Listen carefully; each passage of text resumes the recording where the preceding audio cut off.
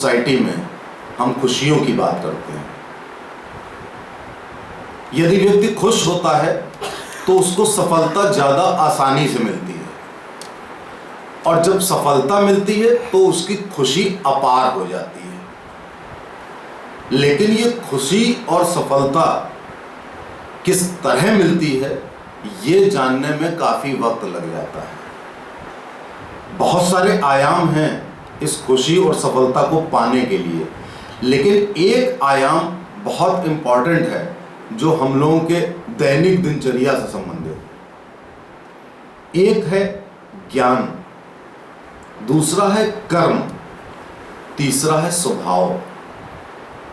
अक्सर आपको लोग मिलेंगे, वो कहेंगे कि विचार बड़े अच्छे हैं, ज्ञान भी है, सफलता नहीं मिलती। क्यों? क्योंकि दूसरी स्थिति कर्म की है कि जमीन पर कर्म किए कि नहीं करे, और तीसरी स्थिति स्वभाव या आचरण की है कि हमारा स्वभाव क्या है।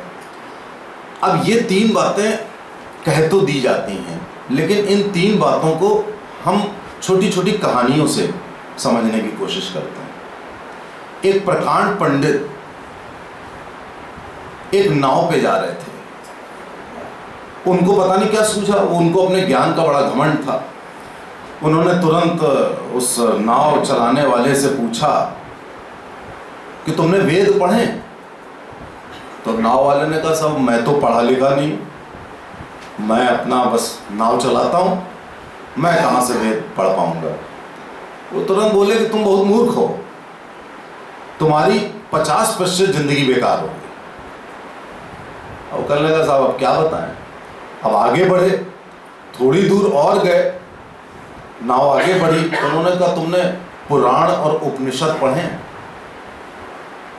तो उसने कहा कि साहब मैंने अभी आपको बताया कि मैं तो अनपढ़ हूँ, मैं कहाँ से पढ़ लूँगा। तो उसने कहा, अगर तुमने ये भी नहीं पढ़ा तो तुम्हारी 75% जिंदगी बेकार, तुम मूर्ख तो हो ही, साथ में बिल्कुल ही अज्ञानी हो। वो इस तरीके से परेशान करते गए। फिर उन्होंने थोड़ी दूर आगे जब बीचों बीच में आ गए, तो उन्होंने फिर कहा कि तुमने स्मृतियाँ पढ़ी हैं, तुमने गीता पढ़ी है? उसने कहा, साहब मैंने कई बार आपसे बताया है, मैंने कुछ नहीं पढ़ा है। तो कहने लगे, तुम्हारी 90% जिंदगी बेकार है। तब तक नाविक को गुस्सा आ गया। उसने कहा, ये बताइए आपको तैरना आता है कि नहीं आता? तो उन्होंने कहा नहीं। तो उसने दोनों चप्पू छोड़े, फेंक दिए और खुद कूद गया। बोला, आपकी 100% जिंदगी बेकार। अब ये उदाहरण था कि उन ज्ञानी व्यक्ति को ज्ञान था,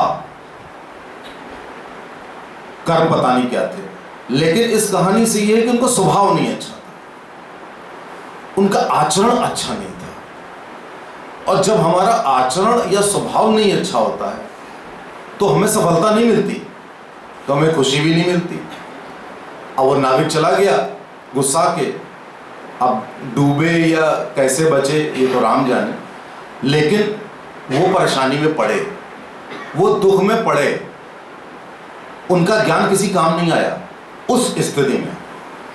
इसलिए स्वभाव या आचरण बढ़िया होना बहुत आवश्यक है, बगैर उसके ना खुशी मिल सकती है ना सफलता मिल सकती है। फिर बात आई ज्ञान की, कि ज्ञान भी बहुत जरूरी होता है।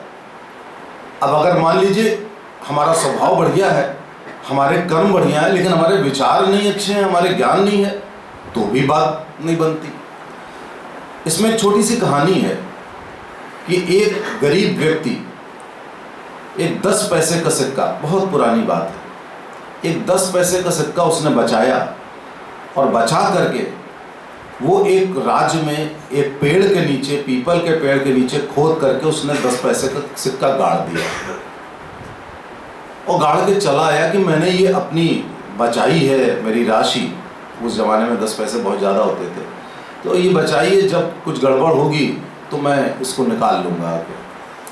6 महीने के बाद वो आदमी बड़ी खुशी खुशी जाता है कि अब मैं 10 पैसे का वो सिक्का निकालूंगा और मैं कुछ इससे कुछ भी उत्सव मनाऊंगा, कुछ भी करूंगा। उस जमाने में राजा लोग अपने महल के बाहर देखा करते थे कि कि क्या हो रहा है। उस ज़माने में बहुत ज़्यादा काम नहीं होता था आज की तरह। तो राजा ने देखा एक आदमी बड़ा खुशी खुशी चला जा रहा है, झूमता हुआ। तो राजा ने उससे पूछा कि क्या कारण है, तुम इतने खुश खुश क्यों जा रहे हो? तो उसने कहा कि महाराज, मैंने दक्षिण दिशा में एक पीपल के पेड़ के नीचे 10 पैसे का सिक्का गाड़ा था।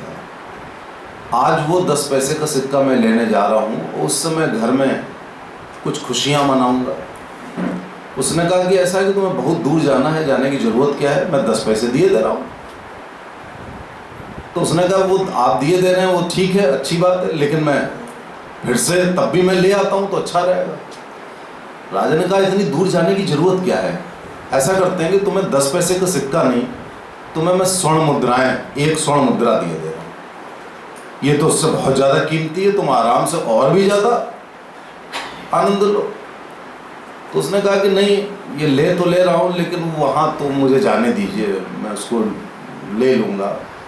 अब उसको उस चीज़ में खुशी मिल रही थी कि मैं वो 10 पैसे का सिक्का निकालूंगा। राजा ने कहा कि मैं तुम्हें और स्वर्ण मुद्राएं देता हूँ, तुम बिल्कुल माला माल हो जाओगे। उधर जाने की क्या ज़रूरत है, दक्षिण दिशा में उस पीपल के पेड़ के नीचे जाने की क्या ज़रूरत है? तो उसने कहा कि महाराज ऐसा है कि ये तो मिल गया, लेकिन जाने दीजिए मुझे। तब भी नहीं माना। राजा भी जिद्दी था। राजा ने कहा कि किसी तरह इसको उधर जाने से रोकना है। उसने कहा कि राजा ने कि मैं तुम्हें आधा राज्य देता हूँ, तुम उधर मत जाओ। तो बोलो किस दिशा का तुम्हें आधा राज्य चाहिए? वो बोला दक्षिण दिशा का। यानी कि उसका ज्ञान और उसके विचार ऐसे थे कि वो उस 10 पैसे के सिक्के से मोह नहीं त्याग पा रहा था। तब भी उसने दक्षिण दिशा। तब राजा गुस्सा गया। राजा ने कहा जाओ तुम वही 10 पैसे का सिक्का उठाओ जाके और तुम जाओ। राजा ने वहां कहानी खत्म कर दी। इस कहानी का अभिप्राय क्या है? उस व्यक्ति के पास खुशी थी, नो डाउट, उसको खुशियां और मिल रही थी, उसके कर्म भी अच्छे थे, उसका स्वभाव भी अच्छा था, लेकिन उसके पास ज्ञान नहीं था। अब ज्ञान अगर होता तो वो अपने जीवन को और खुशहाल कर सकता था और अच्छा कर सकता था, लेकिन ज्ञान के अभाव में वो सही निर्णय नहीं ले पाया। यानी कि जो 3 बातों की triad of success and happiness है, उसमें इस बात की इंपॉर्टेंस इस कहानी से पता लगती है कि ज्ञान होना कितना आवश्यक है। तीसरी बात कर्म की है। कई बार ऐसा होता है कि हमारे पास ज्ञान होता है, स्वभाव भी अच्छा होता है, लेकिन हम काम नहीं करते। आपको ऐसे बहुत सारे लोग मिल जाएंगे समाज में जो ज्ञानी भी हैं और स्वभाव भी बहुत बढ़िया है, लेकिन ज़मीनी स्तर पर काम नहीं करते हैं। जैसे हम अपनी वर्ल्ड हैप्पीनेस सोसाइटी में सबसे कहते हैं ना कि ज़मीन पे काम करना बहुत ज़रूरी है, वरना यहाँ पे विचार करने से फ़ायदा क्या। तो इसमें भी एक छोटी सी कहानी थी, बहुत ज़्यादा रेलिवेंट नहीं है, लेकिन अच्छी कहानी है कि दशहरे के दिन कुल्लू मनाली है, कुल्लू में दशहरा बहुत धूमधाम से मनाया जाता है। तो वहाँ पे बहुत प्राचीन काल में एक राजा होता था, वो दशहरे के दिन लोगों को, भिखारियों को स्वर्ण मुद्राएं देता था और भिखारियों से पहले कुछ मांगता था। तो वो राजा चला, भिखारी सब लाइन में बैठ जाते थे और उसने पहले भिखारी से कहा कि दो तुम मुझे क्या देना चाहते हो। तो उसने कहा साहब मैं तो भिखारी हूँ, मेरे पास तो कुछ है नहीं। तो उसने कहा कि नहीं, मुझे तुम चावल दो। तो हम चावल तो लिया करते हो तुम लोगों से, मुझे चावल दो। अब भिखारी ने सोचा कि मेरे पास चावल का कटोरा है, मैं चावल दे दूंगा तो रात में खाऊंगा क्या। उसको उस चावल से मोह आया। यहाँ पे कर्म की प्रधानता आ गई।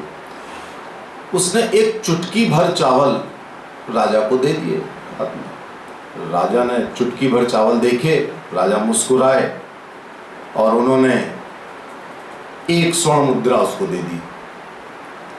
आगे बढ़ गए। भिखारी खुश हो गया कि 1 स्वर्ण मुद्रा, चलिए बहुत ज़्यादा होती है। दूसरे भिखारी से राजा ने कहा कि मुझे चावल दो।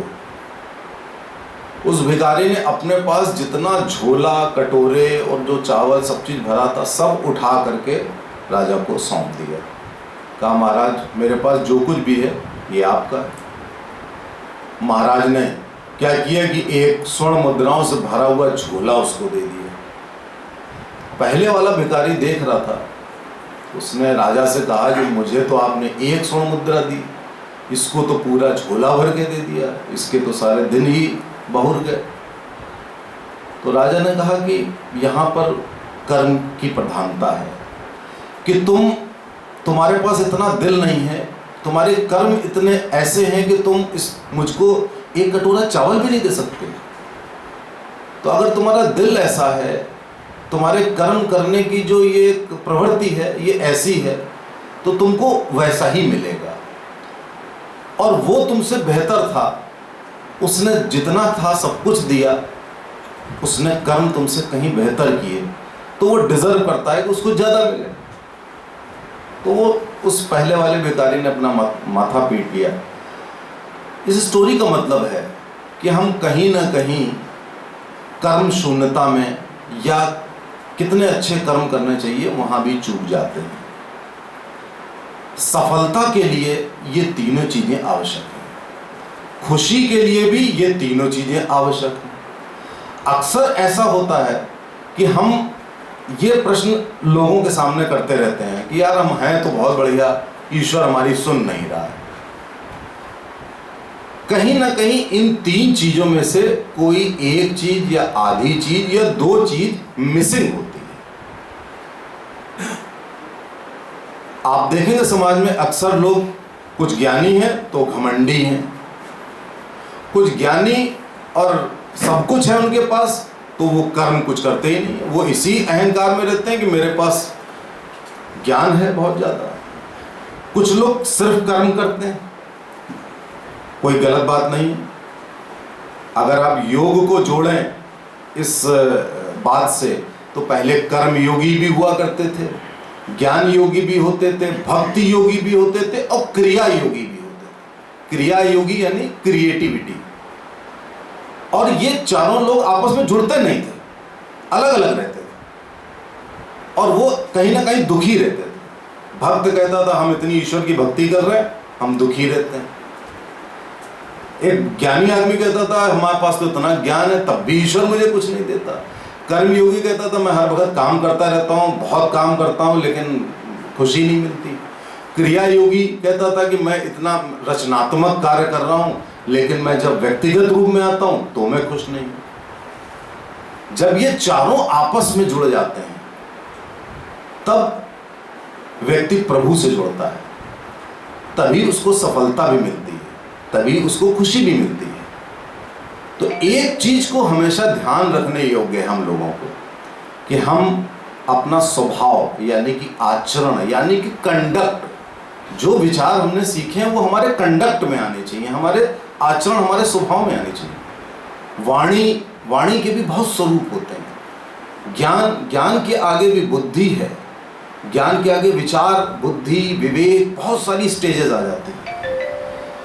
उसी तरीके से कर्म में भी केवल कर्म नहीं, कर्म तो एक जो मजदूर होता है वो भी कर्म कर रहा है। कर्म को भी किस तरह से स्वभाव और ज्ञान के बैकग्राउंड में रखते हुए किस तरीके से उत्पादकता के लिए कर्म करना है, वो कर्म इंपॉर्टेंट होता है।